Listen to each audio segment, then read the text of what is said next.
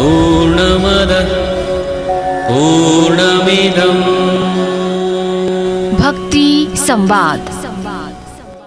दर्शक नमस्कार। धर्म संस्कृति र संस्कारको संवाहक नेपालको पहिलो धार्मिक तथा आध्यात्मिक टेलिभिजन भक्ति दर्शन टेलिभिजनको यो विशेष प्रस्तुति भक्ति संवादमा यहाँलाई हार्दिक स्वागत गर्दछु। म हेमा शर्मा। दर्शकबिन यस प्रस्तुति अन्तर्गत रहेर हामीले विभिन्न धार्मिक आध्यात्मिक हाम्रो संस्कृति संस्कार विषयमा केन्द्रित रहेर कुराकानी चर्चा परिचर्चा गर्ने गर्दछौँ र आज विशेष गरी हामी होली पर्वमा केन्द्रित भएर कुराकानी गर्न गइरहेका छौँ। नेपाल एउटा बहुजाति बहुधर्म बहुसम्प्रदायको राष्ट्र हो र हामी वैदिक सनातन धर्मावलम्बीहरूको प्रत्येक दिन जसो नै कुनै न कुनै चाडपर्वहरू परिरहेको हुन्छ र त्यही मध्येमा हामी चाहिँ फागुन शुक्ल पक्षको पूर्णिमा तिथिमा हामीले होली पर्व धुमधामसँग मनाउँदै आएका छौँ र यो रङ्गहरूको पर्व हो, प्रेमको उल्लासको पर्व हो र यसमा चाहिँ सबै वैर भावहरू बिर्सेर एक आपसमा सद्भाव कायम गर्दै प्रेमपूर्वक उल्लासमय वातावरणमा विभिन्न रङहरू एक आपसमा चाहिँ यसलाई लगाइदिएर धुमधामसँग मनाउने गरिएको छ र यसको पनि आफ्नै पौराणिक धार्मिक सांस्कृतिक यसका मान्यताहरू मूल्य मान्यताहरू रहेका छन्, कथा प्रसङ्गहरू आख्यानहरू रहेका छन् र हामीले मनाउँदै आएको चाडपर्वहरू सबै शास्त्रमा नै उल्लेख भएका हुन्छन् र यो विज्ञान सम्मत पनि रहेका छन्। यसका धेरै फाइदाहरू छन्। यसलाई बुझेर हामीले मनाउन सकेको खण्डमा कुनै पनि चाडपर्वहरूबाट हामीले लाभ लिन सक्छौँ र आज हामी विशेष गरी यो होली पर्व कस्तो हो, यसको पौराणिक सांस्कृतिक धार्मिक मान्यताहरू कस्तो रहेको छ र मनाउनु पर्ने कसरी हो र यसले दिने सन्देश के हो र हामीले अहिले वर्तमान समयमा चाहिँ हामीले के गरिरहेका छौँ, कसरी मनाउनु पर्छ र कसरी मनाइरहेका छौँ लगायतका विभिन्न विषयवस्तुमै केन्द्रित रहेर हामीले आजको कुराकानी गर्ने जमर्को गरेका छौँ र आजको अतिथिको रूपमा हामीसँग रहनुभएको छ डाक्टर रामप्रसाद पौडेल। उहाँ चाहिँ वाल्मीकि विद्यापीठको उपप्राध्यापक हुनुहुन्छ। उहाँले विशेष गरी न्याय विषयमा चाहिँ अध्यापन गराउँदै आउनुभएको छ। हामी उहाँलाई स्वागत गर्न चाहन्छौँ। नमस्कार, यहाँलाई हार्दिक स्वागत छ। धन्यवाद। र होलीको मङ्गलमय शुभकामना पनि छ। हजुर लगायत सम्पूर्ण भक्ति दर्शन टेलिभिजन परिवारलाई पनि हजुर हस्, धन्यवाद छ। जस्तै मैले भने पनि होइन, हामी वैदिक सनातन धर्मावलम्बीहरूको कुनै न कुनै दिनमा चाहिँ प्रत्येक दिन जस्तो कुनै न कुनै चाडपर्वहरू भइरहेको हुन्छ। हामीले फागुन शुक्ल पक्षमा यो होली पर्व मनाउने गरेका छौँ होइन। यसको चाहिँ पौराणिक महत्त्व चाहिँ के छ विशेष गरी? अब यसको शुभारम्भ काल भनौँ होइन, यो कसरी सुरु भयो? हजुर, यसको अब पौराणिक महत्त्व बताउनु पर्दा होली भनेको होली शब्दको अर्थ हुन्छ पवित्रता, पवित्र पर्व। पर्व भनेको उत्सव आनन्द भनेको मनुष्यको प्रत्येक जीवनमा आनन्द चाहियो र हामी कुनै पनि पर्व मनाउँदाखेरि उत्सव चाडपर्व मनाउँदाखेरि हाम्रो केन्द्रबिन्दु आनन्दमा हुन्छ।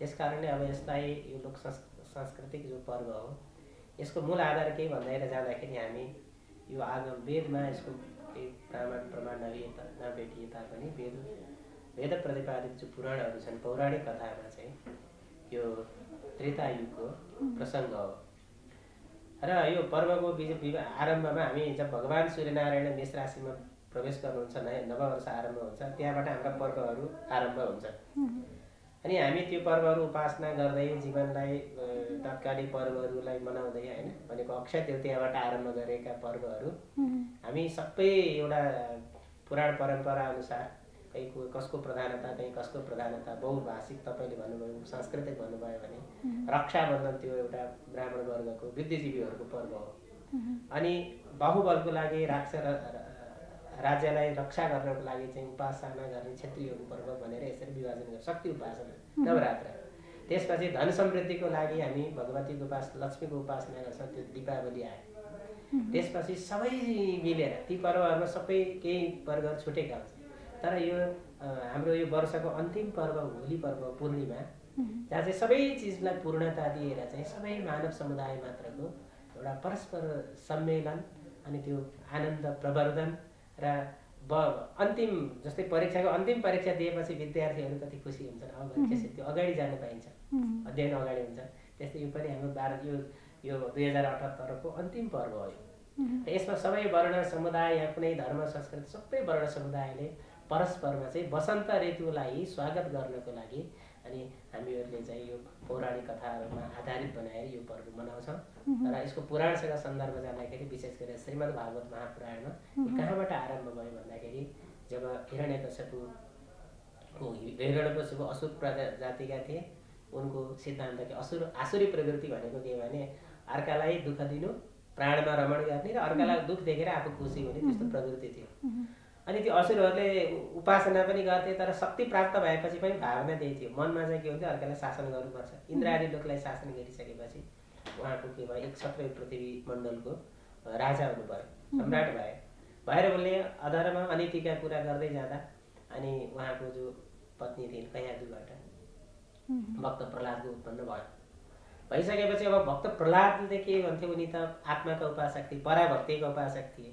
हिरण्यकश्यप राजा चाहिँ त्यो चाहिँ आसुरी प्रवृत्तिले संसार भोगमा चाहिँ आनन्द मान्नुपर्छ भन्ने सिद्धान्त थियो भने होइन, संसारमा चाहिँ संसारलाई जान्न जान्दै परमात्मा चाहिँ ध्येय हो, परमात्माको उपासना गर्नुपर्छ भनेर भक्तको प्रहलादको सिद्धान्त थियो।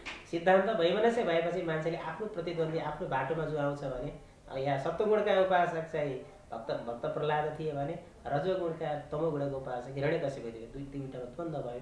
द्वन्द्व भइसकेपछि अनि त्यो भक्त प्रहलादलाई आफ्नो मार्गबाट चाहिँ विच्छेद गराउनुलाई विभिन्न प्रकारका आसुरी शास्त्रहरूको उपदेश भयो। त्यही पनि उहाँको चित्तवृत्ति बदलिएन। नबदलिएपछि अन्तिम अस्त्र स्वरूप उनले के गरे भने हिरण्यकश्यपले आफ्नी जो बहिनी थिइन् तिनलाई चाहिँ ल तिमीले चाहिँ यो बालकलाई काखमा लिए जस्तो गर, अनि त्यहाँबाट अघि गरेर चाहिँ बच्चालाई चाहिँ हाम्रो शासन हाम्रो सिद्धान्तबाट हटाउनु पर्यो भनेर अन्तिम अस्त्र स्वरूप उनले चाहिँ होलिकालाई चाहिँ त्यो षड्यन्त्रको लागि भक्तले प्रहलाद प्रयोग गरे।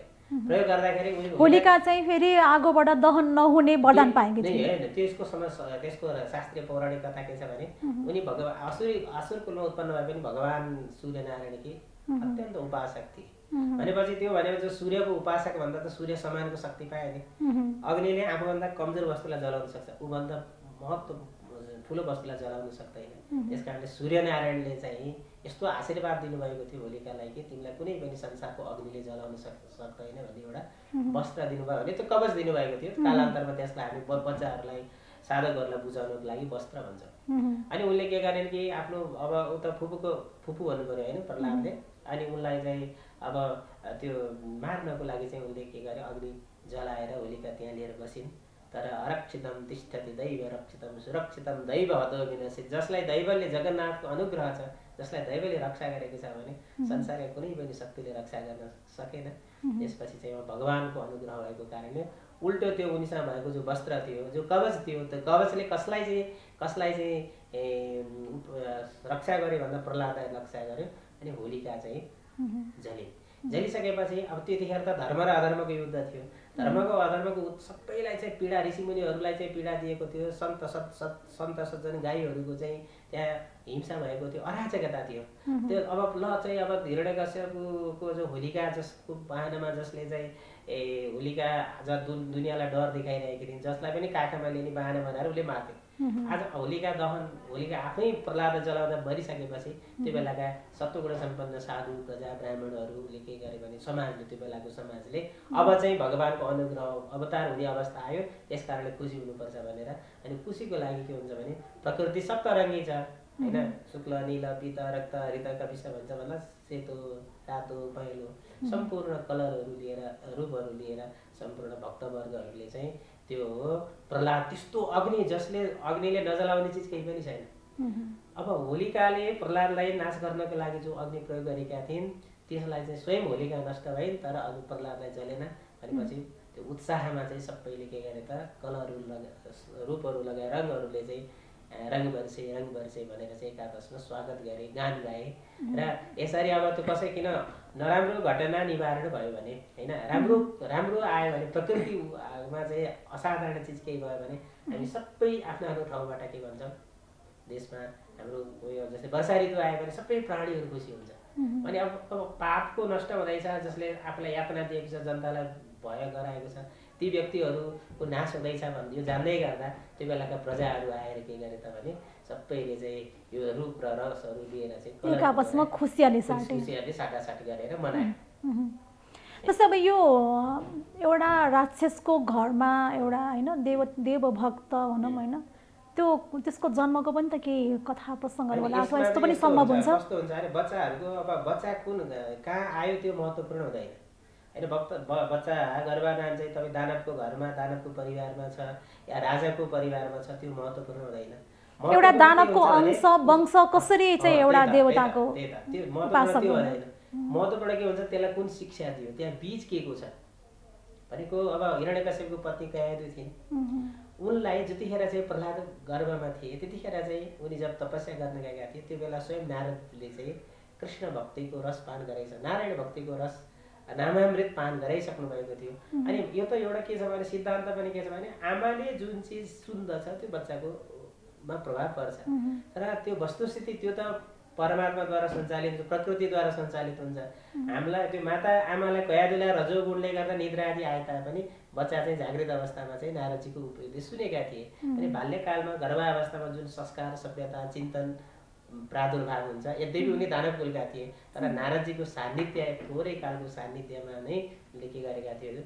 जीवनको जो सार तत्त्व हो होइन, निर्गुण उपासना हो, परमात्मा तत्त्व हो, त्यो परमात्मा तत्त्वलाई उनले माताजीको माध्यमबाट आफूले जानिसकेका थिए। त्यस कारणले दानव कहाँ चाहिँ सज्जन पैदा नहुने होइन, उसले शिक्षा पायो। जस्तै सज्जनको घरमा पनि होइन, तपाईँहरू श्रीमद् भागवतमा कथा आउँछ नि दुन्दुकारी होइन, आत्मदेवका पुत्र त्यहाँ गोकर्ण दुईटाको उत्पत्ति त भएको छ नि।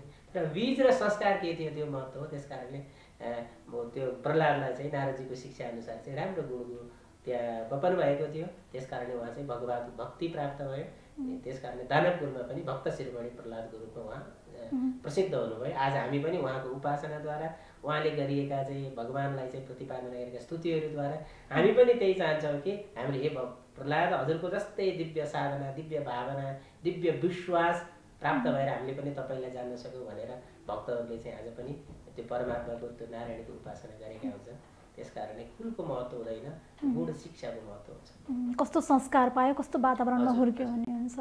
जस्तै अब यो सप्तरङ्गी टीका जस्तो हामीले भाइटिकामा पनि सप्तरङ्गी 7वटा रङ्गकै प्रयोग गरेका हुन्छौँ होइन। यहाँ पनि अब विभिन्न रङ्गहरूको प्रयोग गरिन्छ होइन। यो रङ्गहरूको पनि केही अर्थ, यसको सन्देश अथवा यसको पनि कुन रङले चाहिँ कस्तो चाहिँ के लिइरहेको हुन्छ होइन, के गरिरहेको हुन्छ भन्ने पनि हुन्छ होला नि। हुन्छ यस्तो अब हाम्रो जीवन चाहिँ बसन्त होइन, सूर्यनारायणबाट आरम्भ हुन्छ मेष ऋतु बसन्त। बसन्त भन्दा कस्तो हुन्छ भने पुरा प्रकृति के हुन्छ कि रङ्गीन हुन्छ, एकदम चाहिँ रमणीय हुन्छ। रमणीय कसरी हुन्छ भने एक प्रकृतिको हुँदैन, त्यहाँ चाहिँ रमणीयता हुनको लागि सबै प्रकृतिको रातो फुल्या हुन्छ, हरियो फुल्या हुन्छ एकदम होइन। त्यहाँ चाहिँ बसन्तको चाहिँ उसमा चाहिँ कोइलीको चाहिँ मोदकता पनि हुन्छ, सबै प्रकृति एकदम रमणीय हुन्छ भने जहाँबाट आनन्द रमणीयताबाट भएको हाम्रो जीवनको प्रारम्भ हो ठिक रमणीयतामा गएर अन्त्य हुन्छ। भनेको हामी आनन्दबाट प्रादुर्भाव हुन्छ, हाम्रो काल पनि आनन्द भएर अन्तिम हुन्छ। र अब उपासनाको क्रम कसरी मनाउने भन्दाखेरि चाहिँ अब गुणको परम्परा अनुसार चाहिँ यदि हामी सप्तगुणका उपासक हौँ भने सत्वात् सञ्जायते ज्ञानम भन्छ। त्यो ज्ञान चाहिँ प्रकाशकत्व, ज्ञानले कि ज्ञानको स्वरूप के हुन्छ भने काम र ज्ञानको स्वरूप के हुन्छ हामीले विचार गऱ्यौँ। काम जब मनमा जागृत हुन्छ भने आत्मविस्मरण हुन्छ, अर्कालाई स्मरण गरेर ओहो फलानु कति राम्रो छ, म त त्यो बिना म बाँच्न सक्दिनँ, यो भावना काम हो। अनि राम जागृत हुँदाखेरि चाहिँ त जब सप्तगुण जागृत देवत्व भयो भने ओहो म कति उहाँलाई देखेर पनि म कति आनन्द छु, आहा प्रकृति देवीको सौन्दर्य आफै आनन्द हुन्छ, आफैभित्र रम्छ। त्यस कारणले सप्तगुणको या शुक्ल गुण सेतो रूपमा कलर हुन्छ नि शुक्ल कलर, त्यो चाहिँ सप्तगुण सम्पन्न समाजले चाहिँ त्यसको प्रयोग गरे हुन्छ। रजोगुण रातो भयो भने त्यो चाहिँ के काम भोकको लागि प्रयोग हुन्छ, त्यही मादकता आउँछ होइन। त्यस कारण रजोगुणको रातो कलर पनि त्यहाँ विशेष गरेर क्षेत्रीहरूले रातो रूपको प्रयोग गरे हुन्छन्। अनि पहिलो टाइपको चाहिँ प्रकृति अनुसारको वैश्यहरूले प्रयोग गरे हुन्छन्। अनि सबैको सम्मिश्रण चाहिँ के हुन्छ भने सबै वर्ण समुदायले प्रयोग गरे हुन्छन्। र समाजमा पनि जस्तै हाम्रो समाजमा पनि सप्तगुण सम्पन्नहरूले त्यही प्रकारले होली खेले हुन्छन्। रजोगुण सम्पन्न रातो लगाएर सबै कलरहरू कलरफुल सबै सूर्यको जस्तै कलरहरू बनाएर मान्छे इन्द्रेणी सप्तरङ्गी इन्द्रेणीको जस्तै बनाएका हुन्छन्। अनि जो आफ्नो विचार अनुसार बनारसकोमा एउटा त्यहाँ गएर तपाईँ हेर्नुभयो भने प्रातःकालमा एकदम नराम्रो प्रकारको होली भनेको नालाको जो किचड हुन्छ नि त्यो खेले हुन्छ। त्यस्तै प्रकारका मानिसहरूले जो त्यसैमा काम गर्ने हुन्छ।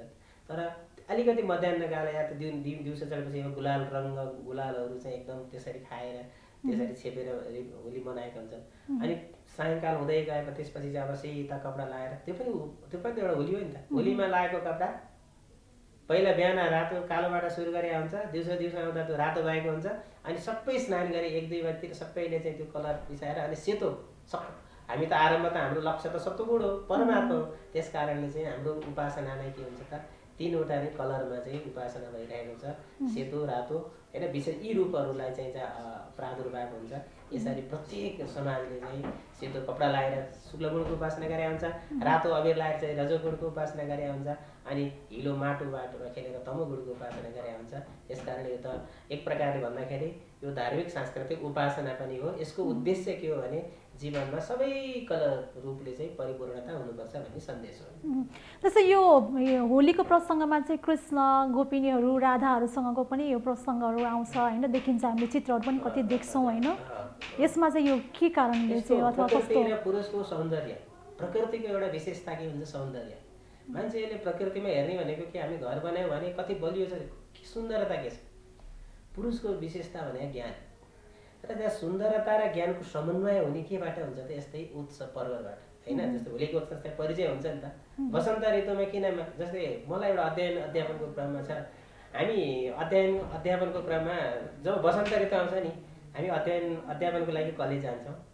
म पहिला दाङमा पढाउँथेँ। त्यहाँ जाँदा त्यो दाङमा चाहिँ सबै आम र वृक्षहरू छ, आमको पेड होइन। अनि त्यहाँ चाहिँ कोइली आएर कुकु गरे आउँछन्। अनि त्यो बेलामा चाहिँ अब त्यहाँ भएका हाम्रा सर म्याडमहरूले चाहिँ एकदम गीत गाउनुहुन्छ क्या आफ्नो गुन्जन। अनि पछि मलाई किन चाहिँ यो गीत कोइलीले पनि गीत गाएको छ। अनि सरहरू पनि आएर यसो अब अध्यापन गरिसकेपछि 1 घन्टा मिटिङ हुन्छ, त्यो बेला पनि सर सबैको हृदयमा एउटा गीत गुन्जन भइरहेको छ। अनि मलाई त्यो 1 महिना त गीत गाइयो, फेरि जेठ लगाएपछि सुक्यो। फेरि मलाई चाहिँ यो किन तपाईँ 1 महिना गीत गाउँछ मैले अनुसन्धान गर्ने क्रममा चाहिँ मलाई के लाग्यो भने पुरा प्रकृति नै आनन्दमय हुन्छ। आनन्दमय भएपछि सङ्गीत प्रादुर्भाव हुन्छ, भित्रबाट प्रस्फुटित हुन्छ। त्यसमा कोइली मात्रै त्यो बेला गाउने होइन, हामी पनि म आफै पनि त्यतिखेर वसन्त ऋतु आयो भने मैले आफ्ना गीत गाउँछु ओ भनेर भगवान्को संकीर्तन गर्छ। कसैले प्रेमिकालाई उद्देश्य गरेर चाहिँ त्यही कविताको कवित्व कहिले फुर्छ। त्यो शुष्क जाडोले कठ्याङ्ग्रिएको बेलामा त फुर्दैन र उग्र प्रचण्ड तापमा पनि फुर्दैन। या त शरद पूर्णिमामा रास होइन, रास भनेको रसोवै छ। त्यो परमात्मामा मिल्नको लागि चाहिँ जीव र शिवको लागि चाहिँ गुण र चाहिँ तत्ज्ञानको उत्कर्षता अभिव्यक्ति भइसकेपछि त्यो के हुन्छ भने परम ऐक्य भाव हुन्छ नि। अहिले प्रकृति र पुरुषको मिलनमा के एकत्व हो, एकत्व परमात्मा हो। त्यस कारणले अब त्यहाँ चाहिँ श्रीकृष्ण भनेर चाहिँ पुरुष तत्त्व ज्ञान प्रदान छ, अनि राधा गोपिनी भनेको प्रकृति तत्त्व हाम्रा इन्द्रिय। अनि इन्द्रियले चाहिँ कसलाई उद्देश्य गर्नु पर्यो भने श्रीकृष्ण तत्त्वलाई उद्देश्य गर्नु पर्यो। इन्द्रियहरू जगतलाई संसारलाई उद्देश्य गरेर संसारबाट कामना राग द्वेषमा चाहिँ प्रवृत्ति हुनु भएन। परमात्मातर्फ उन्मुख भयो भने परमात्माका गुण सौन्दर्य परमात्माको अनुग्रह प्राप्त भएर चाहिँ जीवन सानन्दित हुन्छ। त्यस कारणले चाहिँ यो विशेष गरेर ब्रजको वृन्दावनको होली पनि शास्त्रमा चाहिँ प्रसिद्ध छ। जस्तै अब यो कुन वर्गहरूले चाहिँ जस्तै अब साधु महात्माहरूले गृहस्थहरूले होइन मनाउने यसको तौर तरिकाहरू फरक होला नि। गृहस्थहरूले मनाउने त आम सबैलाई थाहा नै छँदैछ होइन। यसमा साधुहरूले उदासी बैरागीहरूले चाहिँ कसरी मनाउनुहुन्छ? साधुहरूको एउटा भाव हुन्छ। तपाईँ उदासी बैरागीको चाहिँ कुरा गर्नुभयो, म त्यो सम्प्रदायले भ्रमण पनि गरेर त्यहाँ बसेर पनि आएको। साधु बैरागीहरूको भाव के हुन्छ भने उसको एउटा सखी भाव हुन्छ, एउटा गोपी परम उपास्य के भने राधा भाव हुन्छ। अनि उनीहरूले चाहिँ राधा भने आफू पुरुष भए पनि उहाँले आफूलाई चाहिँ राधा अथवा भगवानको प्रेमिकाको रूपमा प्रकृतिको उपासना गर्नु पर्यो नि त। प्रकृतिको सबभन्दा सुन्दर तत्त्व के भन्नु त राधा होइन। अब म एउटा अब प्रसङ्ग चल्यो यो प्रकृति आकर्षण र विकर्षणको सिद्धान्त भयो भने यो मान्छेले आरोप पनि लाग्छ। म अलिकति यसको रहस्य पनि सम्झाइदिउँ। मनुष्यको आकर्षण के भन्छ, या त स्वसमानमा हुन्छ या आफूदेखि उत्कृष्ट हुन्छ होइन। यो सिद्धान्त या म समान भयो भने मेरो ठिक छ भन्छ, या त मदेखि राम्रो भयो भने म आकर्षित हुन्छु। अनि संसारमा अब मान्छेहरू श्रीकृष्ण चाहिँ गोपिनीमा मोहित भए या त्यस्तो भनेर यो लौकिक दृष्टिले त्यसलाई हेर्छन्। त्यसको रहस्य त्यो होइन।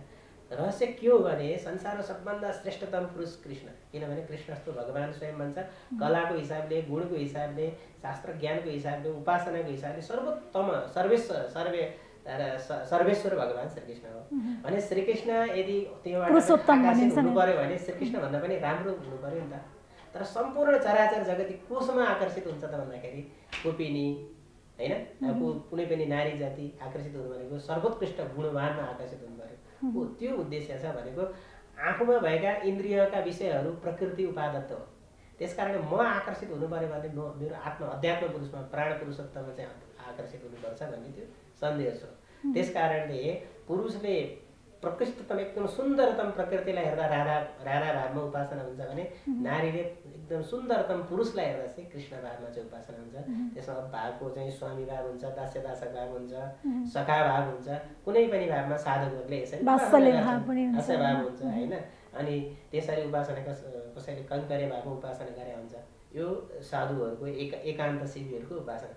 अब गृहस्थीहरूको त राधाको रूपमा त आफ्नै प्रकृति छ नि त। म पुरुष भए भने म कृष्ण हो, मेरी धर्मपत्नी राधा हो भने राधा र कृष्णको चाहिँ जो गृहस्थको जो प्रेम हो, आनन्द हो, त्यो चाहिँ त्यो कलरफुलले चाहिँ होलीले चाहिँ अभिव्यक्त गरेको हुन्छ। त्यो एक प्रकारले राधा कृष्णको आखिर मिल्ने भने त शरीर होइन नि त, आत्मा हो, मन हो, प्रेम हो। त्यस कारणले यसरी चाहिँ यसलाई बुझ्नुपर्छ। त्यसो भए हामीले यो जीवनयापन गर्ने क्रममा आफ्नो एउटा जुन उद्देश्य लिएर आएका हुन्छन् त्यसको लागि चाहिँ अब यो हामीले विभिन्न पर्वहरू मार्फत चाहिँ जीवनमा उमङ्गहरू छर्दै गइरहेका हुन्छन्, उत्साहहरू छर्दै गइरहेका हुन्छौँ। अनि यो आनन्द हामीले आनन्द लिँदै गर्छौँ। यहाँले पनि भन्नुभयो नि हामीले जे काम गर्छौँ आनन्दकै लागि गरेका हुन्छौँ भनेर होइन। अनि जस्तै यो पूर्णिमामा विशेष गरी चाडपर्वहरू मनाइन्छ र यो होली पनि पूर्णिमामा परेको छ होइन। यो चाहिँ यो घटना पूर्णिमाकै दिनमा परेर हो कि अथवा चाहिँ कस्तो यसको संजोग चाहिँ कस्तो? यस्तो तपाईँलाई चतुर्दशी जो कर्म भनिन्छ नि, चतुर्दशी तिथि, चतुर्दशम रक्षा भन्छ होइन। कुनै पनि तपाईँको नराम्रा कामहरू, कसैलाई हत्या हिंसा या चाहिँ नराम्रा काम गर्नु पर्यो भने चतुर्दशी तिथि रोजिन्छ। त्यसलाई काली चौदस अन्य भाषामा गुजराती भाषामा भनिन्छ। भनेको त्यो दिन चाहिँ मारण, मोहन, सम्मोहन इत्यादि कर्महरू चाहिँ गर्नुपर्छ।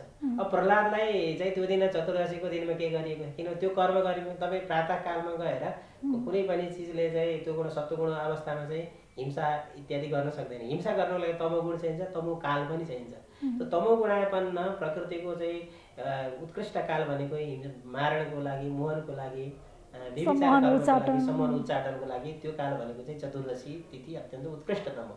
त्यहाँ के भइरहेछ घटनाक्रम भने प्रहलादलाई चाहिँ त्यो उहाँलाई चाहिँ के मृत्यु त भन्नु भएन, उहाँलाई मार्गबाट हटाउनु थियो होइन। किन उहाँ तत्त्वज्ञ हुनुहुन्थ्यो। भगवत भक्तलाई कसैले मार्न सक्छ, शरीरलाई पत्ता मार्न सकेन भने आत्माको त कुरै भएन। त्यस कारणले प्रहलादलाई मार्नको लागि चाहिँ जो चतुर्दशी तिथि बुझिएको थियो, राति त्यो घटना भयो। राति त्यो घटना भएपछि त अनि राति सबै सुते, सबैले त यो काम त मसान भूमिमा एकदम एकान्तमा हुन्छ।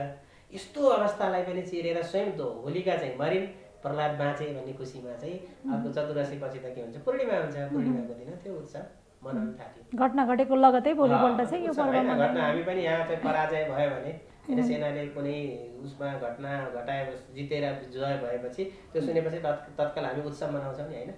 हाम्रो घरमा पुत्र जन्म भयो भने उत्सव मनाइँदैन नि। तपाईँ घरमा पुत्र उत्पन्न भयो भने संसारमा तपाईँलाई बधाई छ भनेर उत्सव। त्यो घटना घटिसकेपछि कुनै पनि त्यस पछाडि मनाइने कारणले चाहिँ पूर्णिमा यसरी आयो।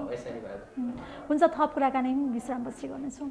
दर्शक पनि अलिक लागि पालो भएको छ छोटो विश्रामपछि हामी फेरि पनि आउनेछौँ। हामी सँगै रहनुहोला।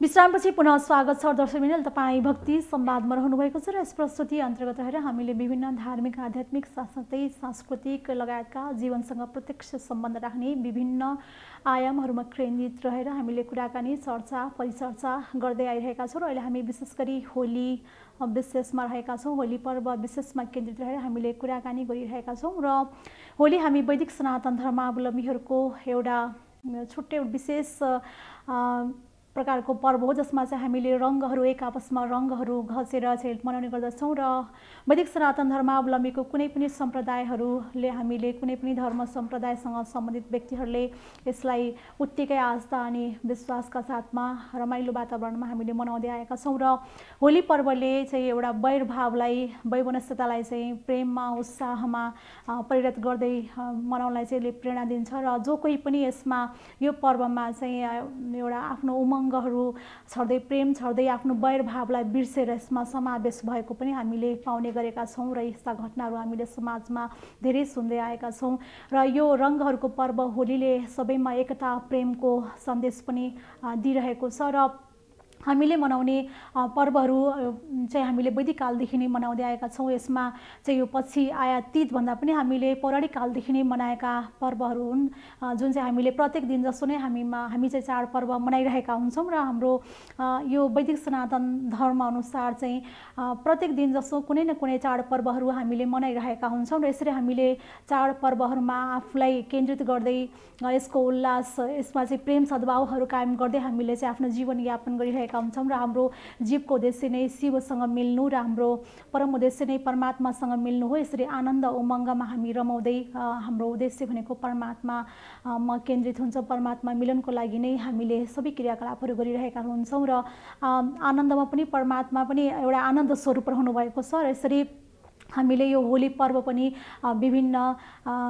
यो उत्साहसँग मनाइरहेका हुन्छौँ। र आज हामीले विशेष गरी यो होली पर्वको पौराणिक महत्त्व, यसको धार्मिक सांस्कृतिक महत्त्व के कस्तो रहेको छ र हामीले कसरी मनाउनुपर्छ, कसरी मनाइरहेका छौँ लगायतका विषयवस्तुमा केन्द्रित रहेर कुराकानी गरिरहेका छौँ। हामी विश्रामपछि फेरि पनि उहाँलाई स्वागत गर्न चाहन्छु। आजको लागि हाम्रो अतिथिको रूपमा रहनुभएको छ डाक्टर रामप्रसाद पौडेल। उहाँ वाल्मीकि विद्यापीठका उपप्राध्यापक हुनुहुन्छ। उहाँ विशेष गरी न्याय विषयको चाहिँ अध्यापन गराउँदै आउनुभएको छ। हामी फेरि पनि उहाँलाई स्वागत गर्न चाहन्छौँ। यहाँलाई फेरि पनि स्वागत छ। त्यसैले अहिले हामीले होली विभिन्न उत्साह उल्लासमय वातावरणमा मनाउने गरेका छौँ। रङ्गहरू, विशेष गरी रङ्गहरूको पर्व भनिन्छ होइन। पछिल्लो समय यसमा अलिकति केही विकृति पनि भित्रिएको हो कि जस्तो चाहिँ भान पनि भएको छ होइन। यसलाई चाहिँ कसरी बुझ्नु भएको छ, के भन्न चाहनुहुन्छ? यसरी हाम्रा रङहरू झन् प्राकृतिक हुनु पर्यो होइन। पहिला हामीसँग रङ हुन्थे प्रकृतिका उपहारस्वरूप हुन्थे, कुनै पनि केमिकलहरू हुन्थेन र त्यसले हाम्रो शरीरमा लाभ मात्रै हुन्थ्यो, हानि हुन्थेन। अर्ग्यानिक भनौँ न अहिलेको भाषामा। त्यसलाई मैले प्राकृतिक भने, हजुरले अर्ग्यानिक भन्नुभयो। अनि अहिले अब हामीले त्यो मनाउँदै गर्दाखेरि अनि हाम्रो भावना होली मनाउने उद्देश्य पवित्र प्रेम हुन्थ्यो। कुनै त्यहाँ राग या कसैलाई रिसिभी साध्ने त्यस्तो हुन्थेन। तर आधुनिक कालमा आएर चाहिँ अहिले यो जस्तै कस्तो हुन्छ भने गङ्गाजीको पानी मूल स्रोत हुन्छ नि, त्यो एकदम त्यहाँ गएर तपाईँ कालीगण्डकीको स्रोत मुक्तिनाथमा गएर त्यहाँको कालीगण्डकीको पानी हेर्नुभयो भने एकदम स्वच्छ हुन्छ, त्यहाँ कुनै पनि दोष हुँदैन। बिस्तारै प्रवाहन हुन्छ नदी त्यहाँबाट बग्दै जाँदाखेरि अब तपाईँ देवघाटतिर आउनुभयो, अझ तल आउनुभयो भने त्यसमा केही दूषकता हुन्छ। तर दूषकता त्यो पानीको होइन, माटो मिसियो हो। त्यस्तै अलि पुरा चाहिँ कालमा चाहिँ हाम्रो पर्वहरूमा विशुद्ध प्रेम र उल्लास आनन्द थियो। कुनै त्यहाँ राग द्वेष या चाहिँ कसैको ईर्ष्या थिएन। पछि अब त्यो बग्दै हामी परम्पराले प्राप्त गर्दै हाम्रा त्यो त्यसमा चाहिँ ईर्ष्या राग द्वेष मिलाएर अहिले अनि प्राकृतिक चिजहरूलाई उपेक्षा गरेर कृत्रिम चिजहरूको केमिकल प्रदत्त रङहरूको प्रयोगले अलिकति स्वास्थ्यमा हानिकारक देखिएको छ। र मान्छेहरूले यसलाई चाहिँ एउटा उच्छृङ्खलको पर्व पनि होइन, विशेष युवा युवतीहरूकोमा पनि त्यो देखिएको छ। त्यस कारणले अहिले आधुनिक सन्दर्भमा भन्नुपर्दा ठिक छ, कालले आएका हामीसँग त्यो जे प्राकृतिक स्रोत साधनहरू छन्, परम्परा छन्, त्यो मर्यादा छ। त्यो मर्यादालाई चाहिँ उपेक्षा नगरिकन मनाउनुपर्छ। त्यसले हामीलाई आनन्द नै हुन्छ, हाम्रो जय नै हुन्छ। तर आएका विकृतिहरूलाई चाहिँ हामीले यसको महत्त्व बुझाउनुपर्छ। केमिकलले शरीरलाई असर गर्छ, मनलाई असर गर्छ र कस्तो दुर्घटना हुनसक्छ होइन। आँखामा गयो भने त्यसबाट नराम्रो प्रभाव पर्छ।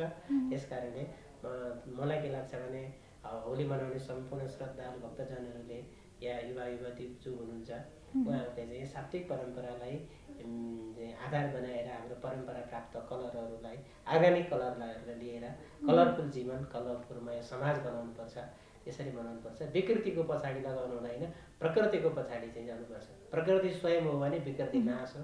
त्यस कारणले हामी त सर्जक हौँ, हामी त संसारलाई चाहिँ ज्ञान शिक्षा दिनेवाला हो नि त। त्यस कारणले हामीले त प्रकृतिका गुणहरूलाई रातो शुक्ल नील पिती र तिनलाई चाहिँ ग्रहण गरेर हामी पुरुषमा एकदम सुन्दर पुरुष हुनुपर्ने, सुन्दरा प्रकृति हो तर सुन्दर पुरुष भन्नु पर्यो। विकृत पुरुष र विकृति नारीको चाहिँ चित्रण यसलाई या समाजमा त्यस्ता विकृतिहरूलाई लिएर होली पर्व मनाउनु हुँदैन। यसको चाहिँ सांस्कृतिक महत्त्वहरू के देख्नुहुन्छ यहाँले? सांस्कृतिक भनौँ होइन, यसले चाहिँ यो समाजमा दिने सन्देश अथवा यसले पुर्याउने असर भनौँ अथवा प्रभाव भनौँ अथवा यसको एउटा सकारात्मक र नकारात्मक विभिन्न हुन्छ नि कुरा। समाजको लागि चाहिँ यहाँ बुझ्नुपर्ने के हो भने के भन्छ भने सामाजिक सद्भाव भन्छ नि, त्यो होलीको उत्कृष्टतम उदाहरण हो। हामीसँग एउटा अत्यन्त सबैलाई सद्भाव दिनेवाला, सबैलाई चाहिँ उल्लासमय, किनभने अरू पर्वहरू उपासना हुन्छन्, व्रत नियम आचरण धेरै कुरा राख्नुपर्छ, त्यहाँ अलिकति शारीरिक कष्टको अनुभूति हुन्छ। तर होलीमा त्यस्तो केही पनि छैन। त्यहाँ त मिठो खानु पर्यो, मनलाई पनि मिठो मिठो चिज चाहिँ सात्विक होइन, आफ्नो परम्परा अनुसार प्राप्त मिठो द्रव्यहरू खानु पायो। अनि मिठो राम्रो चाहिँ प्रकृतिको कलरहरूलाई चाहिँ अर्कालाई दान गरे, अर्कालाई लगाएर पनि आफू पनि आनन्दित हुने, परस्पर दान। यसको विशेषता भनेको होली पर्व भनेको मैले हजुरलाई कलर लगाइदिएँ, हजुरले मलाई कलर लाउनु भयो, भाव साटासाट भयो, कलरफुल जीवन हुने भयो, सन्देश भयो होइन। त्यस कारणले यो चाहिँ मलाई यसको महत्त्वपूर्ण विशेषता भनेको सामाजिक सद्भाव। अर्को हामी फेरि आनन्दबाट इन्डिङ भएर नयाँ वसन्तको सुरुवात गर्नको भने प्रकृतिले पनि सजाएको हुन्छ नि, किनभने चैत्रमा त वसन्त ऋतु सुरु हुन्छ। वसन्त ऋतु सुरु हुनुभन्दा अगाडि के हुन्छ, सम्पूर्ण प्रकृति के हुन्छ त एकदम चाहिँ मदोन्मत्त हुन्छ होइन, एकदम साङ्गतिक हुन्छ। त्यस कारणले त्यो प्रकृतिमा चाहिँ फेरि हाम्रो चाहिँ आनन्दफुल जीवनको लागि चाहिँ हामीले के गरे आउँछ, त्यो सत्कारको लागि, आनन्दबाट आरम्भ भएको जीवन आनन्दबाट नै फेरि अर्को वर्ष पनि त्यस्तै होस् भन्नको लागि हामीले सबै कलर त्यो रङहरूलाई पनि हामीले प्रयोग गरेका छौँ। त्यस कारणले सामाजिक सद्भाव र परस्परमा चाहिँ एकता र अनि आनन्दमय जीवन यसका विशिष्ट उद्देश्य हुन्, सांस्कृतिक उद्देश्य। जस्तै अब यो विभिन्न धर्म सम्प्रदायहरूले त मनाइरहनु भएको हुन्छ, सबैले मनाउने तौर तरिका फरक नै हुन्छ। जसरी मनाए पनि एउटा होली पर्वलाई रङहरूद्वारा नै सबैले गरिरहेको हुन्छ। कतै कतै फुलहरूले पनि खेल्ने भनेर पनि भनिन्छ होइन, फुलद्वारा। कलर भने के भने फुलको सबभन्दा धेरै रूपहरूको आकृति हेर्नु पर्यो भने सबै कलर भनेर फुलमा भइन्छ। फुल एउटा कोमलताको प्रतीक हो, प्रेमको प्रतीक हो। अनि त्यसमा चाहिँ एउटा सुगन्ध हुन्छ, त्यसले गर्दा सम्पूर्ण भ्रमरहरू त्यसमा गएर के गरे हुन्छ त लुटपुटिएका हुन्छन्। त्यस कारणले प्रकृतिको आरम्भमा जतिखेर चाहिँ मानव सभ्यताको विकास भयो त्यतिखेर चाहिँ यो प्राकृतिक पुष्पमय होली खेलिन्थ्यो। त्यहाँ चाहिँ अब गुलाब फुल हुन्थ्यो। साँच्चै पनि यो मौसममा धेरै फुलहरू फुल्ने, नयाँ पालुवाहरू पलाउने पनि भइरहेको हुन्छ नि त। हजुर, त्यसको प्रभाव परेको थियो। त्यो यथार्थ होली, त्यो सप्तगुण सम्पन्न देवी देवताको उत्सव चाहिँ त्यस्तो हुन्छ। अब त्यो फुल त हामीसँग छैन भने हामी कलरलाई बनाएर रूपहरू बनाएर चाहिँ हामी खेल्छौँ। त्यस कारणले त्यो सात्विक उपासना हो। जस्तो अब यहाँ अहिलेको जुन यो वर्तमान उसमा चाहिँ केटाकेटीहरू होइन त्यो के भन्छ विभिन्न धुलोहरू, नकारात्मक कुराहरू, सिसाको धुलो पनि त्यहाँनिर हुन्छ, विभिन्न पेन्टिङहरू लगाएर हिँडिरहेका हुन्छन् होइन। यसलाई चाहिँ के भन्न चाहनुहुन्छ? यो भनेको विकृत मानसिक अवस्था उहाँहरूले नजानेर हो। या हामीले हाम्रो होलीको सांस्कृतिक त्यो पर्वको महत्त्व र उपासना गर्ने पद्धति होइन, मनाउने पद्धति हामीले चाहिँ शिक्षाको माध्यमले होली पर्वको ज्ञान दिएनौँ, या हाम्रो परम्परामा मातापिताहरूले त्यो बताउनु भएन भने यहाँ युवा अवस्था भनेको थोरै उद्दण्डता हुन्छ नि। जस्तै युवा अवस्थामा चाहिँ कामाधिक्य, क्रोधाधिक्य हुन्छ। त्यो काम क्रोधको भनेको चाहिँ त्यसैको वशीभूत भएर चाहिँ गरिरहेका हुन्छन्। जस्तो पिउने, जाँडक्सीहरू पिउने, त्यस्तै हो। उन्मत्त अवस्थामा हुन्छ नि मान्छे। यहाँ बालक पवित्र हुन्छ, वृद्ध ज्ञानले परिपक्व हुन्छ। युवा अवस्था भनेको थोरै उद्दण्डताको प्रभाव पर्छ। त्यस कारणले केही त्यस्ता विकृति देखिएका हुन्। त्यसलाई चाहिँ शिक्षाले, समाजले यसलाई चाहिँ कसरी चाहिँ सच्याउन सकेला, होलीको वास्तविक मर्म के हो कसरी बुझाउन सकेला? सञ्चार क्षेत्र अब जस्तै यो भक्ति टेलिभिजन छ, यस्तै टेलिभिजनहरूले यसरी मनाउनु पर्छ भनेर सञ्चार प्रभाव गर्यो भने धेरै युवाहरू ओहो हामी त यो त प्रकृति पुरुषको मिलिन रहेछ, यो त अर्ग्यानिक कलरहरूको संयोजन, यो त आनन्दको लागि रहेछ। सिसाको धुलो राख्दा, माटो राख्दाखेरि शरीरमा कोही अङ्गभङ्ग भयो, यसको यो प्रयोजन होइन, यो त मूर्खहरूले गर्ने पर्व हो। त्यस कारणले यस्तो गर्नुपर्छ भनेर सन्देश ज्ञान पायो भने तिनीहरू जो व्यक्तिले नराम्रो भावनाले नराम्रो प्रकारले होली मनाएका छन् होइन, होलिका मनाएका छन्, फाउ पूर्णिमा भनिन्छ, त्यो मनाएका छन्, तिनीहरू पनि सन्मार्गमा आएर यही परम्परा अवलम्बन गर्छन्। त्यो प्रचार प्रसारको कमी पनि हो अनि थोरै मानसिक युवा अवस्थाको उन्मत्तपन पनि हो। अनि त्यतिखेर मान्छेको युवा अवस्थामा त जो आए पनि उद्दण्ड हुन्छ नि त, त्यो रजोगुणको प्रभाव पनि हो। त्यसरी यो विशेष गरी तराईमा चाहिँ विशेष गरी यो पर्व मनाउने गरिन्छ फगुवा भनेर होइन। र त्यसमा चाहिँ अलिकति यो फागुन लागेदेखि नै त्यहाँ चाहिँ ढोल नगाडाहरू बजाएर भजन कीर्तन विभिन्न भगवानहरूको गीतहरूसँग होइन, रासहरूसँग जोडेर गरिन्छ क्या। यहाँलाई कतिको जानकारी छ त्यसमा? यस्तो अब त्यो फल्गु भनेको शब्दको अर्थ के हुन्छ? फगुवा भनिन्छ नि। फाल्गुन भने चाहिँ फल्गु शब्दको निसार। संसारमा केही पनि सार तत्त्व छैन। सार तत्त्व भने कृष्ण या राधा। त्यो भावना उत्पन्न भइसकेपछि त्यो कसरी प्राप्त हुन्छ त? पूर्णतामा प्राप्त हुन्छ। अब चाहिँ पूर्णतामा प्राप्त जानको लागि त त्यहाँ विभिन्न प्रकारका व्यक्ति साधकहरू हुन्छन् नि। कोही चाहिँ अब तपाईँको मन्त्र जापक होला, कोही सङ्गीतद्वारा चाहिँ नृत्य गीत वाद्यद्वारा चाहिँ उसको त्यो भावना अभिव्यक्ति होला होइन। त्यो विभिन्न प्रकारका मान्छेहरूको साधनाको उद्देश्यमा विभिन्न प्रकारका साधनाहरू हुन्छन्। त्यस कारणले चाहिँ अब त्यो होली मनाउनको लागि चाहिँ मान्छेहरूले होइन एउटा साधकले होली आयो भन्दा ल्याउने सामग्री र एउटा भोगी व्यक्तिले ल्याउने सामग्रीमा भिन्नता पर्छ। अथवा तराई क्षेत्र भनेको विशेष पनि जनकपुर मिथिलाञ्चल हो, त्यो त राजा जनकको एउटा ज्ञान। अनि भगवती हेर्नु शुद्ध ज्ञान जहाँ चाहिँ ज्ञानी पुरुष आउँछ त्यहाँ चाहिँ भगवती जानकी प्रादुर्भाव हुन्छ भने त्यो ब्रह्मविद्या हो, त्यो ब्रह्मपुरुष हो। ब्रह्मविद्यालाई ब्रह्मपुरुष भएको ठाउँमा अनि त्यहाँ शास्त्रीय ज्ञानहरू त्यसका चाहिँ प्रभावहरू गीत नृत्य वाद्य होइन यसरी चाहिँ अनि लौकिक उपासनाहरू जोडिएर चाहिँ त्यो अब भनौँ न त्यहाँ त तपाईँको 15 दिन पर्यन्त होइन त्यसरी उत्सव मनाउँछन्। जनकपुरमा मिथिलामा म पनि त्यहाँको सांस्कृतिक अध्ययन गर्ने क्रममा गएको थिएँ। मलाई धेरै त्यहाँको त्यो होली मनाउने जो प्रक्रिया देखेर हामीमा पनि छ। हाम्रो अब अलिकति गण्डकी प्रदेश बागमती प्रदेशमा पनि छ, तर त्यो चाहिँ कस्तो भयो भने प्रारूप रूपमा छेपक रूपमा आए जस्तै त्यहाँ चाहिँ यथार्थ तात्विक रूपमा चाहिँ होली पर्व हेर्नु पऱ्यो जान्नु पऱ्यो भने तपाईँलाई मुक्तिनाथतिर या बागलुङतिर गएर त्यसको विशेष वैशिष्ट्य जान्नु पऱ्यो। त्यहाँ पनि पाइन्छ तर वैशिष्ट्य जान्न पाइँदैन। होलीको विशेषताहरू कसरी मनाउने भने मिथिलाञ्चल भनौँ अहिले त अब नाम पनि मध्य प्रदेश राखेको छ। वस्तुतः त्यो धार्मिक सांस्कृतिकै मिथिलाञ्चल नै हो, जानकी। त्यस कारणले त्यहाँ गयो भने होलीको यथार्थ स्वरूप देख्न मनाउन पाइन्छ। जस्तै पहाडतिरको यहाँलाई जानकारी छ होली कसरी खेल्छन् भने? हामी के गर्छौँ भने अब यसलाई यसरी बुझ्नु पऱ्यो कि अब भगवान् यसपछि बुद्ध जयन्ती पनि आउँछ नि होइन।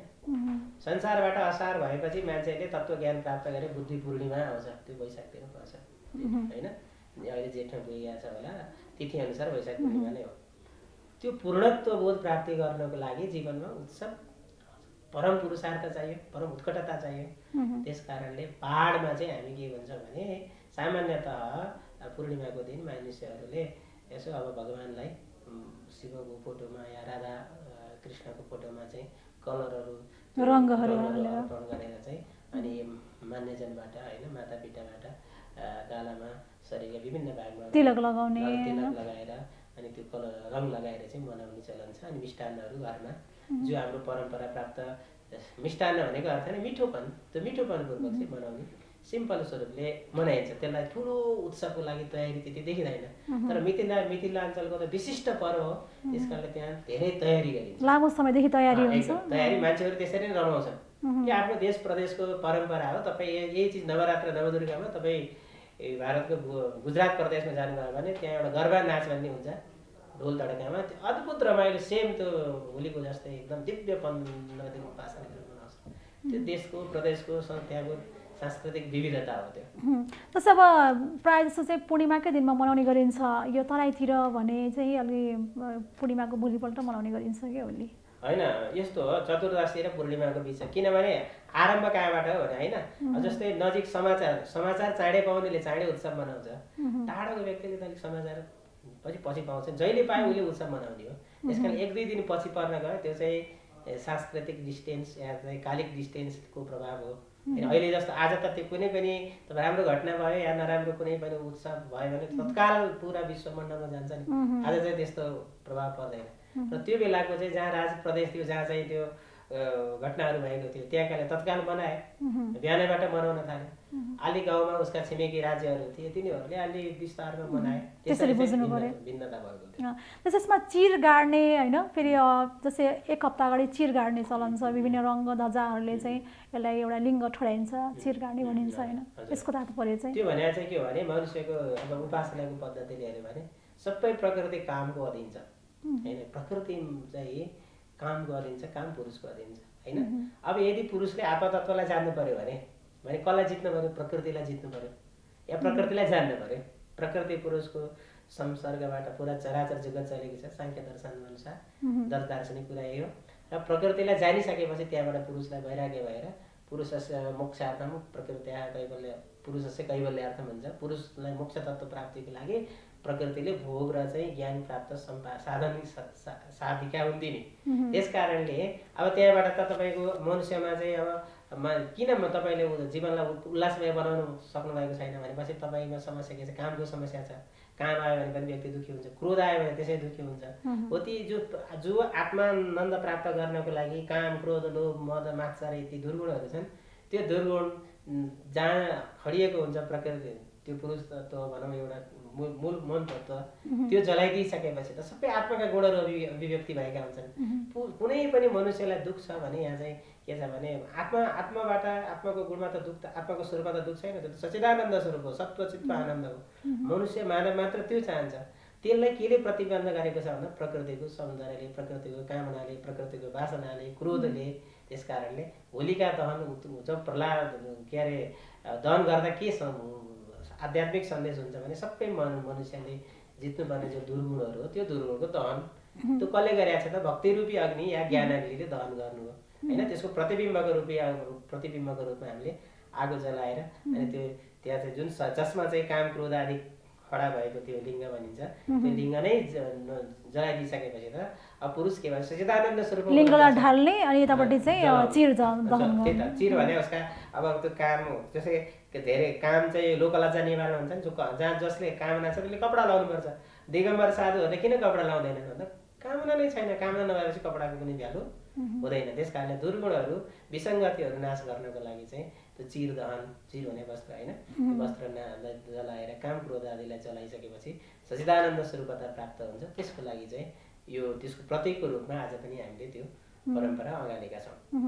जस्तै यो साधकहरूले यो आफै भित्रमा चाहिँ यो होली जस्तै खेलियो भनेदेखि चाहिँ यसलाई कस्तो तरिकाले चाहिँ लिन सक्छन्? भनेको मतलब जस्तै अब कृष्णले पनि गीतामा भन्नुभएको छ नि आफै भित्र हवन गर्ने जुन भन्ने एउटा क्रियाकलाप हुन्छ नि, त्यसमा चाहिँ गीताको सन्देश के हो भने मनुष्यले दुईटा काम गर्छ। मनुष्यमा दुईटा त भने मनुष्य भन्नाले प्रकृति र पुरुष होइन। तपाईँको शरीर प्रकृति हो भने तपाईँ जसमा स्थित हुनुहुन्छ त्यो पुरुष हो। अब प्रकृतिमा ज्ञान छैन, त्यसमा क्रिया शक्ति छ, त्यसले कर्म सबै गर्छ, शरीर मन बुद्धिले काम गर्छ, ज्ञान छैन। आत्मामा के छ त ज्ञान छ। यदि हामीले आत्मालाई उद्देश्य गरेर उपासना गऱ्यो भने सच्चिदानन्द स्वरूपता लाभ हुन्छ। त्यो निर्गुण उपासना भन्छ, त्यसलाई अहङ्ग्रह उपासना भनिन्छ। त्यो व्यक्तिहरूलाई त्यो होली हो सधैँ उत्सव छ भने त्यहाँ होलीलाई निमित्त मानिराख्नु परेन होइन। भने जहाँ चाहिँ सधैँ लाइट छ भने त्यहाँ लोड सेडिङ भनेर तपाईँले सामग्रीहरू केही अर्को लाइटहरू राख्नुहुन्न नि। त्यस कारणले जसलाई त्यो अवस्था छैन, साधक छ, परमात्माको उपस्थिति छ तर परमात्मा जान्न सकेको छैन भनेपछि भगवान् श्रीकृष्णले के भन्नुभयो भने तिमीले चाहिँ परमात्मालाई जान्न सकेनौ भने तिमीले एउटा सच्चिदानन्द स्वरूपताकै उपाधिमा लाएर कल्पना गर भनेको मनुष्यको उपास्य के हो सच्चिदानन्द। तपाईँ मेरो सबै प्राणी मात्र उपास्य के हो सच्चिदानन्द स्वरूप हो, त्यो निर्गुण ब्रह्म हो। तर त्यो ब्रह्म चाहिँ मैले तिमी ब्रह्म हो भनेर त मान्छेले विश्वास गर्दैन। म ब्रह्म हो भनेर मैले विश्वास गरिनँ भने मैले के दिन्छु शिव ब्रह्म हो भन्छु र शिवमा सच्चिदानन्द स्वरूपको या नारायणमा सच्चिदानन्द स्वरूपलाई आरोप गरेर उपासना गर्छु। उपासना गर्दाखेरि त कर्म गर्नु पर्यो। अब कर्म गर्दाखेरि जस्तै हामीले भोजन गरिन्छ, हाम्रो फल के हो तृप्ति हो होइन। तृप्तिको लागि भोजन गरिन्छ जीवन प्रवृत्तिको लागि। तर त्यही भोजन अखाडामा गएर मल्लयुद्ध गर्नेलाई भोजन किन गर्छस् भने पनि मैले फलानुलाई चाहिँ हराउनको लागि भोजन गर्नुपर्छ भन्छ। भोजन गर्ने क्रिया तयको तर फल भेद भिन्नता भयो। अनि कर्म गर्दाखेरि पनि परमेश्वरमा समर्पण भएर गरेको कर्म त्यसले चाहिँ कर्म बन्द हुँदैन, त्यो चाहिँ संसारको कारण हुँदैन, त्यो मोक्षको कारण हुन्छ। अतः हे अर्जुन तिमीले जो कर्म गर्छौ यदस्नासी यज्जुहोसी यद्ददासी तत्कुरुस्व मदर्पण, तिमीले जो खाएका छौ जो गरेका छौ त्यो सबै कर्मजन्य जो फल हो त्यो मलाई समर्पण गर्यो भने त्यहाँबाट के हुन्छ तिमी मुक्त हुन्छ। अनि त्यसपछिको श्लोकमा पनि भगवान् श्रीकृष्णले के भन्नुभयो त शुभाशुभैरेव फल, शुभाशुभ भावद्वारा चाहिँ तिमी मोक्षमा के अरे चाहिँ बन्द हुँदैन र संसारको यात्रा हुँदैन, तिमी परमात्मामा लिनुहुन्छ भनेर भगवान् श्रीकृष्णले मनुष्यले हामीले ज्ञात अज्ञात अवस्थामा गरिएका जो कर्म हो त्यो कर्मद्वारा उपस्थित जो अदृष्ट हो अपूर्व हो पाप या पुण्य हो, त्यो पाप र पुण्यको भागी नभएर कालान्तरमा परमात्मा प्राप्ति कसरी हुन सक्छ भन्ने साधनात्मक क्रममा भगवान् श्रीकृष्णले अर्जुनलाई उपदेश दिनुभएको या अर्जुनलाई निमित्त बनाएर प्रत्येक साधक प्राणीलाई उपदेश दिनुभएको।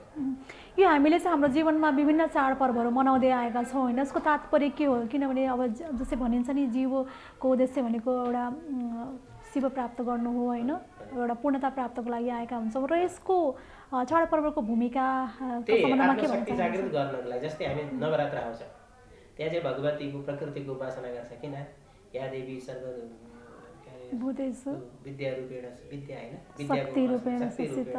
नमस्तस्यै नमस्तस्यै भनेर हामी देवीको उपासना गर्छौँ। त्यो मूल उद्देश्य भनेको सच्चिदानन्द स्वरूप प्राप्ति हो। त्यसको लागि चाहिँ अब जो संसारमा हर समय त गर्न सक्दैन हैन, सानो सानो आनन्दले चाहिँ पूर्ण आनन्द प्राप्तिको लागि। त्यो कसको लागि भन्दाखेरि दुई प्रकारको उपासना हैन, ज्ञान यज्ञ र अनि पृथक यज्ञ हैन। पृथक यज्ञको क्रममा जसको चाहिँ मध्यम अधिकारी छन् या प्राथमिक जो अधिकारी हुन् परमात्मालाई जान्ने, त्यस्ताको लागि देश र कालमा चाहिँ निमित्त बनाएर, जस्तै अहिले प्रयागमा गएर स्नान गऱ्यो भने अपूर्व प्राप्ति हुन्छ भन्यो। स्नान यहाँ गरिन्थ्यो तर प्रयागको त्यो भने स्थानको महत्त्व भयो। या ग्रहण कालमा गऱ्यो भने मोक्ष प्राप्ति हुन्छ, पुण्य प्राप्ति हुन्छ भनेर यसै पनि देश र काललाई चाहिँ व्यवस्थापन गरेर मनुष्य जो सांसारिक मनुष्यहरूको पनि परमात्मातर्फ उन्मुख हुनको लागि हाम्रा महर्षिहरूले तत्तत कालमा चाहिँ त्यो देश र कालको महत्त्वलाई बुझेर अनि ती सच्चिदानन्द स्वरूप ब्रह्मलाई चाहिँ एउटा उपाधिमा कल्पना गरेर हामीलाई उपासना गर्नको लागि बनाइएका विधिहरू हुन्। त्यसको प्रयोजन त्यही नै हो। एउटा अभ्यास भनौँ, अभ्यास त्यो पूर्णता प्राप्तिको एउटा अभ्यास हो। जस्तै अब नेपालमा चाहिँ विशेष गरी यो कुनै पनि चाडपर्वले विशेष महत्त्व राख्दछ होइन, किनभनेदेखि यहाँनिर धेरै विभिन्न धर्म सम्प्रदायसँग रहेका व्यक्तिहरू हुनुहुन्छ होइन, उहाँहरूको सबैको आस्था चाहिँ एउटा समान आस्था पाइन्छ कि हाम्रो सबै चाडपर्वहरूमा। यस विषयमा चाहिँ यहाँलाई के लाग्छ? तपाईँको प्रकृति यसलाई सबै समाधान गीताले के भन्यो भने मनुष्यका तीनटा भावना हुन्छ, सात्विक भावना, राजसिक भावना, तामसिक भावना। सात्विक भावनावाला जो हुन्छन् त्यो सत्गुण उपासना, राम नारायण कृष्ण इत्यादि देवताहरूको उपासना गरेर उनीहरूले संसारको सेवा गरे हुन्छन्, जीवनयापन गरे हुन्छन्। रजोगुणापन्न जो व्यक्ति साधकहरू छन् तिनीहरूले चाहिँ दिव्य लोक स्वर्ग राज्य सत्ता प्राप्तिको लागि त्यो वेदद्वारा प्रतिपादित यज्ञको उपासना गरेर तिनीहरूले परमात्मालाई जानेका हुन्छन् या तत्तत फलभोग गरेका हुन्छन्। अनि तमोगुणापन्न जो साधकहरू हुन्छन्, जस्तो नेपालको काठमाडौँको परिवेश हेऱ्यो भने यहाँ चाहिँ विशेष गरेर तान्त्रिक प्रभाव भनिन्छन्। तान्त्रिक प्रभाव भने भूतेच्या, भूत भने चाहिँ पञ्चमहाभूतद्वारा उपासना गर्ने। त्यो उपासना कस्तो हुन्छ भने गणेशको होइन, त्यहाँ गणेशको मन्दिरमा कहीँ बलि दिन्छ, कमलादीमा गएर हेऱ्यो भने त्यो बलि त्यो भूतेच्या हो। त्यसको फल लौकिक हो, स्वर्ग लोक पनि त्यसको फल प्राप्ति होइन, पारलौकिक मोक्ष पनि त्यसको फल प्राप्ति होइन, त्यसको लौकिक फल हो। अनि त्यस्तै गणपतिको मन्दिर भयो, त्यसपछि 64 योगिनीहरू छन्, अनि सिद्धपीठहरू छन् होइन, अनि यी महाविद्यापीठहरू छन्। त्यहाँ चाहिँ अब तमोगुणापन्न जो देवताहरू छ त्यसको त विधि त तमोगुण साधित हुन्छ। त्यस कारण यो भौतिक सामग्रीलाई लिएर चाहिँ अब काठमाडौँमा तिनै प्रकारको उपासना पद्धतिहरू, भगवान् पशुपतिनाथको सगुण उपासना पनि यही हुन्छ। रजोगुणात्मक स्वर्गादि प्राप्तिको लागि यागहरू पनि सोमयाजहरू पनि यही काठमाडौँ क्षेत्रमा हुन्थे र अहिले पनि हुन्छन्।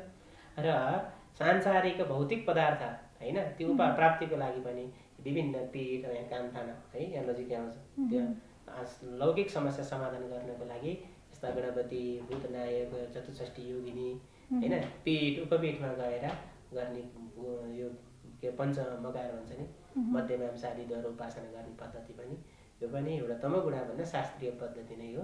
तर यसको उद्देश्य के हो भने मूल निर्गुण उपासना त्यो चाहिँ जाने मार्ग हो, यो साधन हो, साध्य होइन।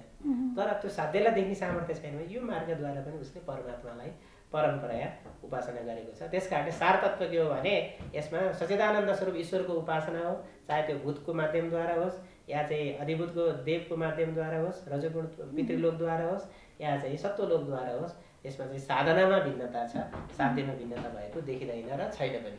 यो साधनामा भिन्नता चाहिँ किन, यो मार्गहरू बेग्ला बेग्लै छ, किन मान्छेलाई रुचि भयो? मलाई के लाग्छ भने म तमोगुणापन्न छु भने मैले भूतलाई देखेर, भूत भने त बुझ्नुहुन्छ पशु पक्षी, मलाई म एकदम तमोगुणले आत्मा मलाई चाहिँ के हो मांसाहारी यति सेवन गर्न लाग्यो। अनि मैले यति गर्दाखेरि के भन्यो भने अब शास्त्रले विधि भएपछि मैले मनोकामना गरेँ, एउटा प्रतिज्ञा गरेँ, सङ्कल्प गरेँ र अनि मैले के ईश्वरार्पण त गरेँ नि, भरे प्राणीकै हिंसा होस्, तर उसले के गरेको छैन, आफ्नो लागि चाहिँ त्यो हिंसा गरेको छैन, मनोकामना गरेर भगवतीलाई अर्पण गरेर खाएको छ। त्यो उसको तमोगुणापन्न व्यक्ति, त्यसको गुणको प्रकृति त्यो शरीरमा 3टा गुण हुन्छ नि, सत्वगुण, रजोगुण, तमोगुण। तमोगुणले आधिक्य भएको व्यक्तिले हिंसा गर्छ, यस्तो यज्ञ गर्छ। रजोगुण छ भने उसले म राजा हुनु पर्यो, यहाँको होइन म स्वर्गको राजा हुनु पर्यो भनेपछि अनि त्यहाँ ज्योतिषमाथि होइन यागहरू गरेर स्वर्गलोकमा गएर पनि राजा गर्न चाहन्छ होइन। अनि सत्वगुणले के गर्छ त नारायणको, राधाको होइन या चाहिँ शिवको, सत्वगुणापन्न देवताहरूको उपासना गर्छ। यो शरीरमा प्रकृतिको अधीन भएर गरिने उपासना हो, जोसँग जे चाहिँ कुराको प्रबल मतलब बढी मात्रा छ हैन। अनि जो शास्त्राधीन छ त्यसले कसको उपासना गर्छ? आत्माको, निर्गुण ब्रह्मको अहम ब्रह्मास्मि भावमा चाहिँ अहम देवी न चान्यस्मि हैन, अहम ब्रह्मास्मि ध्यानानास्ति किञ्चन इत्यादि भावद्वारा चाहिँ उसले आफूलाई नि ब्रह्म हो भन्ने भावमा त त्यहाँ कुनै सामग्रीको आवश्यकता पनि हुँदैन, त्यहाँ दुःख पनि हुँदैन, त्यहाँ सुख पनि हुँदैन, त्यहाँ त आनन्द भाव मात्रै हुन्छ। त्यस कारणले यसलाई आगम अनुसार चाहिँ भन्नु पर्यो भने दिव्य भाव भनिन्छ। जो भक्तिको पराकाष्ठ भन्छ नि, राधा कृष्णको उपासना भनेको दिव्य भावको उपासना हो।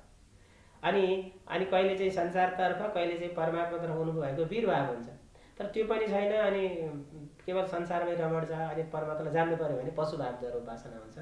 त्यस कारणले मान्छेको भावना अनुसार र यो चाहिँ प्रकृतिको गुणाधीन शास्त्रहरूको अनुसार भएको उपासना हो।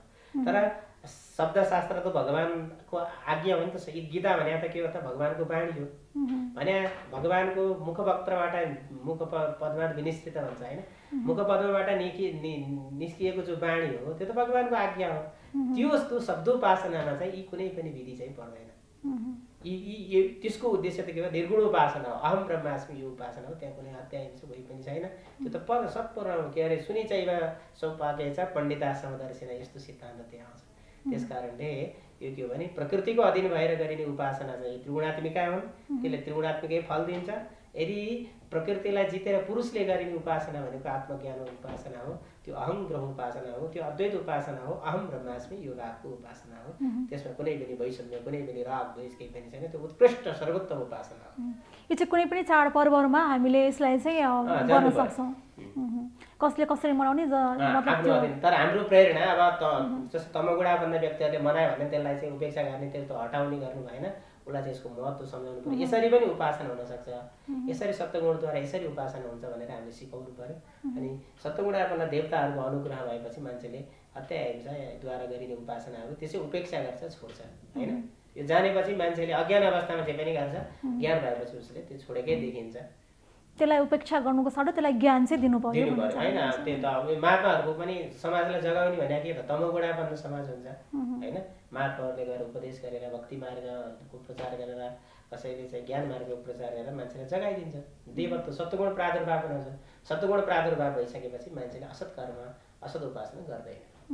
त्यसै अब अन्तमा चाहिँ होलीले दिएको सन्देश र यहाँको आफ्नो भनाइ होइन, के भन्न चाहनुहुन्छ? के सन्देश यहाँको पनि आफ्नो सन्देश के छ? मेरो सन्देश भनेको सम्पूर्ण अब यो देशमा होइन, हामी वैदिक विविधताले भरिएको नेपाल देशका नेपाली हो। हाम्रो देश यो वैदिक भगवान् पशुपतिनाथको चाहिँ राजधानी हो भनेपछि हामी शास्त्रीय मर्यादाहरूलाई लिएर हाम्रो परम्परा प्राप्त एवं परम्परा प्राप्त ज्ञानलाई लिएर चाहिँ यो वैदिक सांस्कृतिक धार्मिक मान्यताहरूलाई संरक्षण गर्दै सामाजिक सद्भाव कायम गर्दै सम्पूर्ण नेपाली दाजुभाइ दिदीबहिनीहरूले यो आफ्नो मर्यादा धर्म संस्कृतिलाई आधारमा रहेर र आधुनिक पनि केही परिवेश गर्ने प्रकारहरू छन् भने त्यसलाई समावेश गरेर दिव्य होलीलाई चाहिँ उल्लासमय सप्तरङ्गी फुल जस्तै मनाउनु होला। म सम्पूर्ण नेपाली दाजुभाइ दिदीबहिनी बुवाआमाहरूलाई यो भक्ति दर्शन टेलिभिजनको माध्यमबाट हार्दिक शुभकामना व्यक्त गर्न चाहन्छु। हुन्छ, यहाँको महत्त्वपूर्ण समय र संवादको लागि धन्यवाद छ र यहाँलाई फेरि पनि मङ्गलमय शुभकामना छ होलीको। यहाँलाई पनि धन्यवाद। साथै अब यो सत्प्रेरणा भने पवन भनेको महत्त्व के हुन्छ भने अर्कालाई प्रसारित गर्ने, एक ठाउँमा चाहिँ ल्याउने सुगन्ध र चराचर जगतलाई दिने त्यो विशेषता हो, त्यो मिडिया हो। भक्ति दर्शन टेलिभिजनले पनि यस्तै आध्यात्मिक व्यक्तित्व, दार्शनिक व्यक्तित्वहरूलाई ल्याएर सामाजिक सद्भाव र ज्ञान प्रवाह गर्नमा चाहिँ ठुलो भूमिका मिलाउनु होला भन्ने मैले भगवान् पशुपतिनाथसँग प्रार्थना गर्दै यहाँहरूलाई पनि हार्दिक मङ्गलमय होली पर्वको शुभकामना। हुन्छ, धन्यवाद सर। दर्शक, तपाईँ भक्ति संवादमा रहनुभएको छ र यस प्रस्तुति अन्तर्गत रहेर हामीले विशेष गरी होली पर्वमा केन्द्रित रहेर आजको कुराकानी चर्चा परिचर्चा गऱ्यौँ र यहाँहरूले पक्कै पनि बुझ्नुभयो होला हामीले कुनै पनि चाडपर्वहरू के का लागि मनाउँछौँ, कसरी मनाउनुपर्छ। हामीले पनि मौलिकतामा नै केन्द्रित रहेर आफ्नो चाडपर्वलाई मनाउनुपर्छ, यसको वास्तविकतालाई बुझ्नुपर्छ, यसको पौराणिक धार्मिक सांस्कृतिक महत्त्वहरू के कस्ता रहेका छन् भनेर हामीले त्यसको पनि खोज अनुसन्धान गर्नु हाम्रो पनि यो परम दायित्व हो, परम कर्तव्य हो। यो हामीले उशृङ्खल वातावरणमा कुनै पनि चाडपर्वहरू नमनाऊ, यसमा चाहिँ कुनै पनि प्रकारका विकृति विसङ्गतिहरू हामीले नभित्रौँ भन्दै मौलिकतामा कायम रहँदै हामीले चाहिँ होली मनाउनुपर्छ। होली अथवा कुनै पनि चाडपर्वहरू हामीले मनाउनुपर्छ र यहाँले पनि पक्कै पनि होली पर्वलाई आफ्नो मौलिकतामा कायम रहेर शुद्ध सात्विक तरिकाले प्रेम र उल्लासको साथमा सद्भाव छर्दै होली मनाउनु हुनेछ भन्ने हामीले आशा अनि विश्वास गरेका छौँ। यहाँलाई 2078 को होली पर्वको मङ्गलमय शुभकामनाका साथै हामी सम्पूर्ण टिम लगायत म हेमा शर्मालाई पनि बिदा दिनुहोस्। यहाँहरूको हरेक पल शुभ रहोस्। नमस्कार। पूर्णमदः पूर्णमिदं भक्ति संवाद।